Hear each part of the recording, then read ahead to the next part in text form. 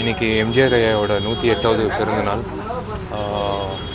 அவருக்கு வந்து மரியாதை செலுத்தணும்னு ஒரு பொதுச் செயலாளராக இல்லை, அவரோட ரசிகனா, அவர் நேசிக்கிற ஒரு சாதாரண ஒரு சாமானியனா அவருக்கு மரியாதை செலுத்தணும்னு இப்போது வந்து நடிகர் சங்கம் அலுவலகத்தில் வந்து செஞ்சுருக்கோம்.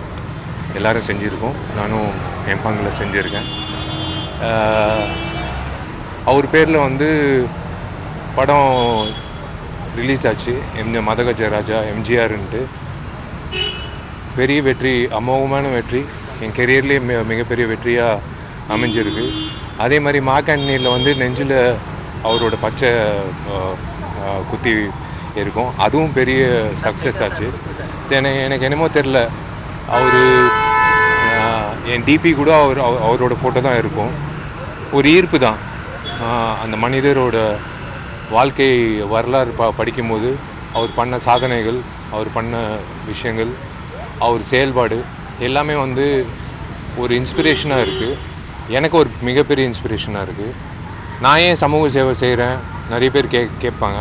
அதுக்கு உதாரணம் வந்து அன்னை தெரசா, அப்துல் கலாம் ஐயா, அதை தாண்டி எம்ஜிஆர் ஐயா. உண்மையிலே நான் சொல்கிறேன்,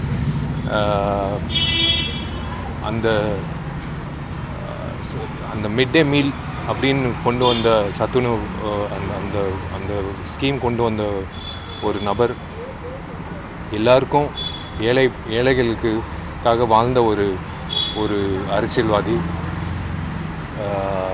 ஒரு மிகப்பெரிய மனிதர். அவர் எப்போவுமே என் மனசில் இருப்பார். எனக்கு வந்து என்னமோ தெரில, அவர் பேர் பயன்படுத்தும் போதே எனக்கு வந்து ஒரு மிகப்பெரிய ஒரு சக்தி, மிகப்பெரிய ஒரு பலம், மிகப்பெரிய ஒரு வெற்றி கிடைச்சிருக்கு 2வது முறை.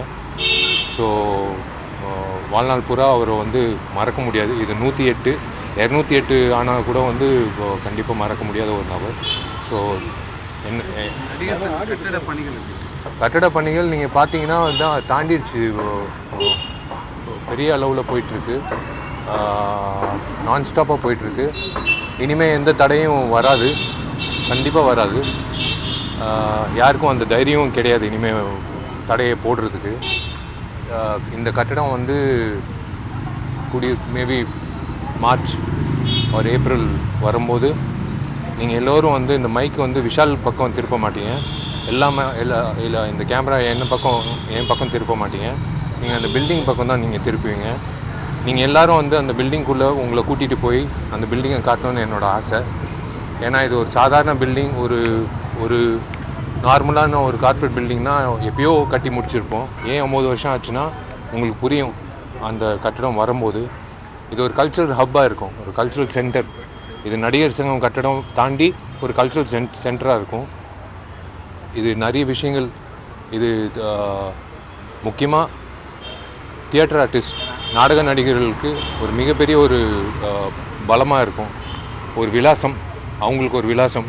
எங்கிட்டு போகணும், சென்னைக்கு வந்தால் எங்கிட்டு போய் கேட்குறது, எங்கிட்டு போய் தங்குறது அப்படின்னு இருக்கும்போது இது ஒரு விலாசமாக இருக்கும் எல்லா நடிகர்களுக்கும் நடிகைகளுக்கும்.